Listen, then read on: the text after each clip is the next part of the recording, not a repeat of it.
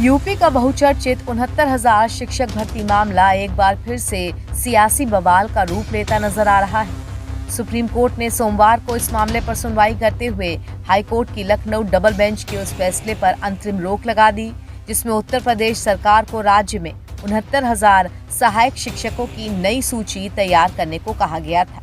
Supreme court ने जून 2020 और जनवरी 2022 में जारी शिक्षकों की चयन सूचियों को रद्द करने के संबंध में हाई कोर्ट के आदेश पर भी रोक लगा दी है, जिसमें 6,800 अभ्यर्थी शामिल थे। अब इस मामले पर एनडीए की सहयोगी अपना दल की नेता और केंद्रीय मंत्री अनुप्रिया पटेल की प्रतिक्रिया भी सामने आई। अनुप्रिया पटेल ने ऐसा रिएक्शन दिया है जो यूपी में उनकी सहयोगी योगी आदित्यनाथ की सरकार पर ही एक तरह से दबाव बनाने जैसा है। अनुप्रिया पटेल ने इस मामले में ओबीसी अभ्यर्थियों का पक्ष लेते हुए योगी सरकार से खास मांग कर डाली।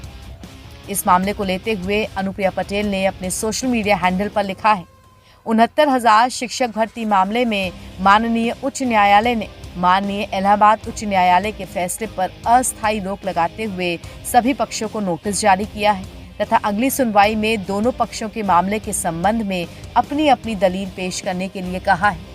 जहां तक अपना दल इसका सवाल है तो पार्टी इस मामले में आरक्षित वर्ग के अभ्यर्थियों के साथ मजबूती से खड़ी है। इस मामले पर अनुप्रिया पटेल ने एक के बाद एक कई पोस्ट किए।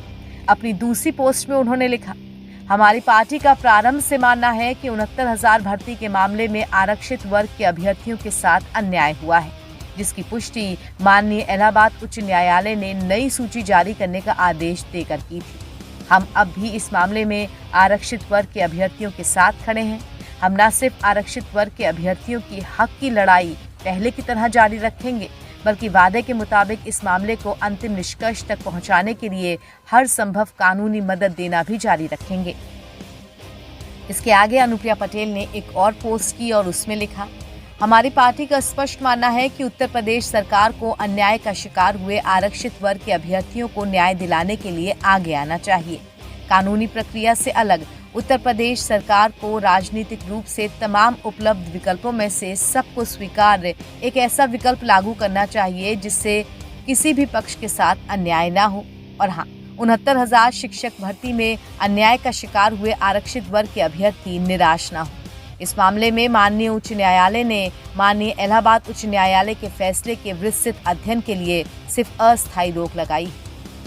आपको बता दें कि इलाहाबाद हाई कोर्ट ने अगस्त में राज्य सरकार को 69,000 सहायक शिक्षकों की नियुक्ति के लिए एक नई चयन सूची तैयार करने का निर्देश दिया था।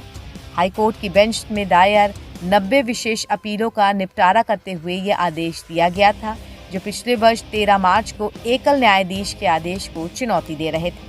अब हाईकोर्ट के इस फैसले पर रोक लगाते हुए प्रधान न्यायाधीश DY चंद्रचूड़, न्यायमूर्ति JB पाद्रीवाला और न्यायमूर्ति मनोज मिश्रा की पीठ ने रवि कुमार सक्सेना और 51 अन्य द्वारा दायर याचिका पर राज्य सरकार और उत्तर प्रदेश बेसिक शिक्षा बोर्ड के सचिव सहित अन्य को नोटिस भी जारी किया है।